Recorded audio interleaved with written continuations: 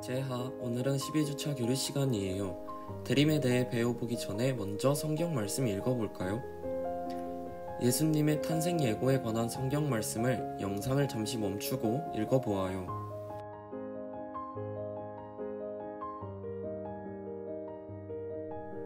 이번에는 예수 그리스도의 탄생에 관한 성경 말씀 읽어보아요.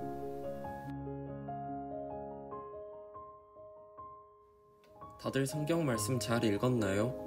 마리아는 결혼도 하지 않은 몸인데 성령으로 아이를 가지게 된다는 사실이 두려웠어요. 당시 결혼도 하지 않은 여인이 아이를 갖는다는 것은 엄청난 죄였기 때문이에요. 이 사실이 밝혀지면 돌에 맞아 죽을지도 모르는 상황이었어요. 하지만 마리아는 하느님에 대한 믿음으로 보십시오, 저는 주님의 종입니다. 말씀하신 대로 저에게 이루어지기를 바랍니다.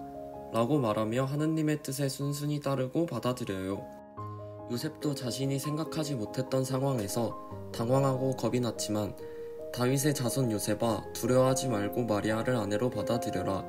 그 몸에서 잉태된 아기는 성령으로 말미암은 것이다. 마리아가 아들을 낳으리니 그 이름을 예수라고 하여라. 그분께서 당신 백성을 죄에서 구원하실 것이다.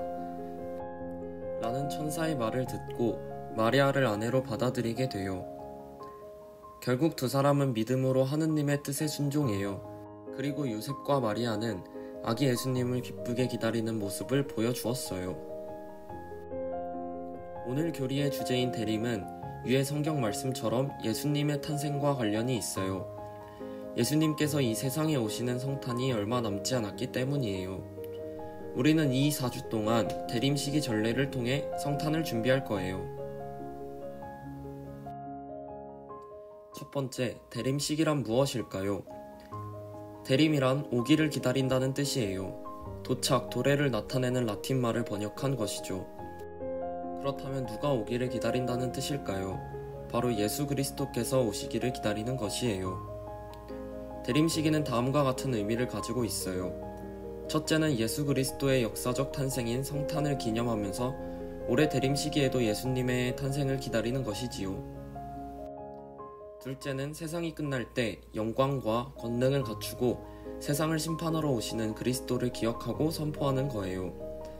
마테오복음 24장 30절에 보면 사람의 아들이 큰 권능과 영광을 떨치며 하늘의 구름을 타고 오는 것을 볼 것이다 라는 말씀이 있고, 우리는 사도신경을 통해 산이와 죽은이를 심판하러 오시리라 믿나이다 라고 고백하고 있어요.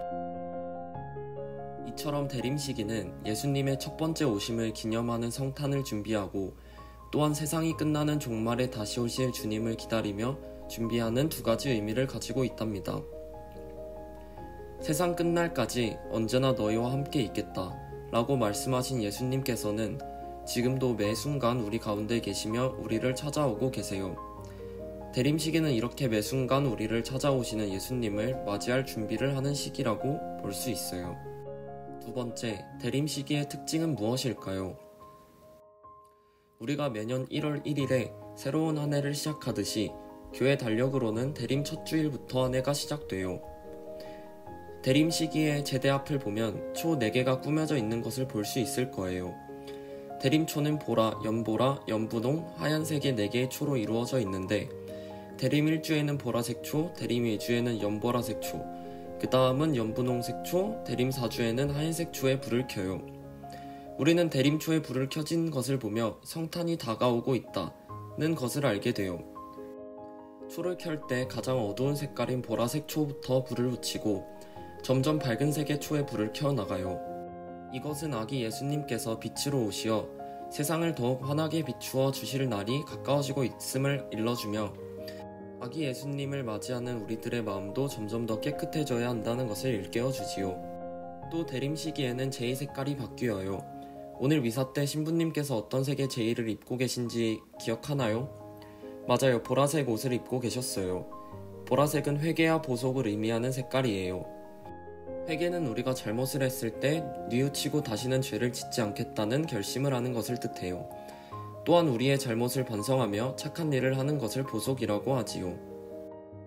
대림 시기를 보내며 기쁘게 아기 예수님을 맞이하기 위해 우리 한국 교회에서는 그동안 지은 죄를 뉘우치고 판공선사를 하도록 하고 있어요.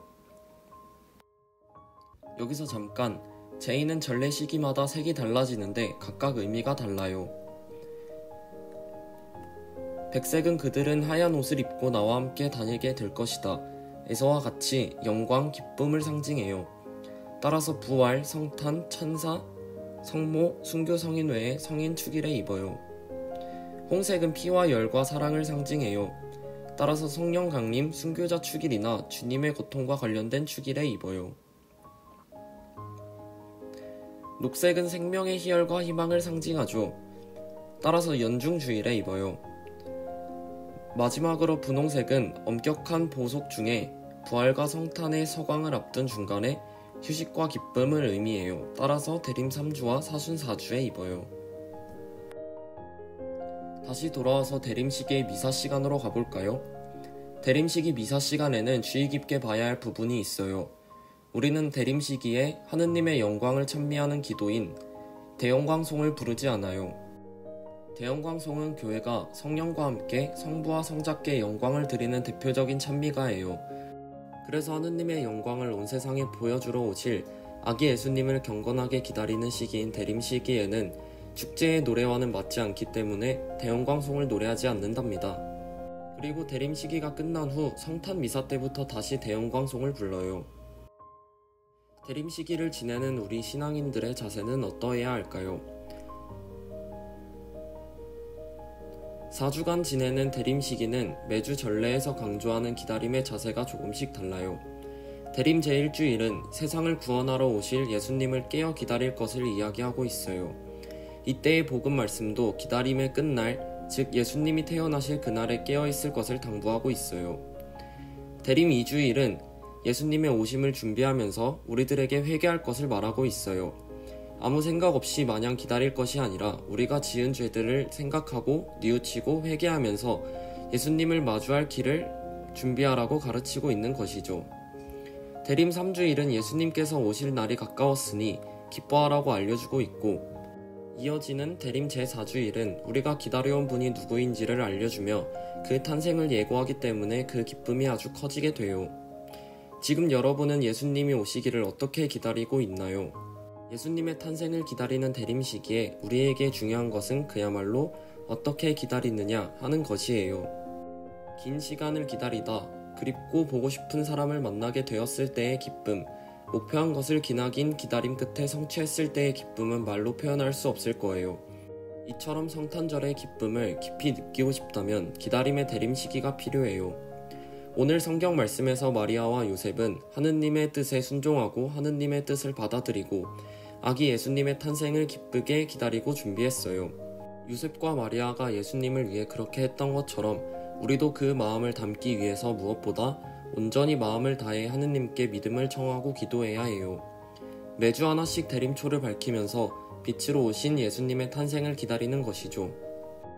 우리가 마음속에 예수님을 모시면서 그분을 기다리는데 이 대림 시기의 의미가 있어요. 빠른 변화 속에 살고 있는 우리는 너무나 조급하여 오랜 시간 기다리는 것에 익숙하지 않아요.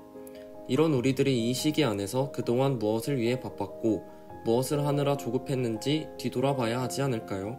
지금까지 대림 시기에 대해 알아보았어요. 반가운 손님이 온다는 소식을 들으면 집안을 깨끗이 청소하고 정리하며 좋은 모습으로 손님 맞을 준비를 하는 것처럼 우리에게 대림은 구원의 희망 그 자체이신 예수님을 만나기 위해 준비하는 시간이에요. 예수님께서 얼마나 가까이 오셨는지 한 주 한 주를 보내며 깨어있는 마음으로 죄를 뉘우치는 마음으로 기쁜 마음으로 예수님의 탄생과 다시 오실 날을 맞이할 준비를 해보는 게 어떨까요? 아기 예수님의 오심을 기다렸던 마리아의 모습처럼 열심히 대림 시기를 보내면 우리는 분명 깨끗한 몸과 마음으로 예수님을 맞이할 수 있을 거예요. 그럼 이번 주 교리는 여기서 마치기로 할게요. 다음 주에 봐요. 째바.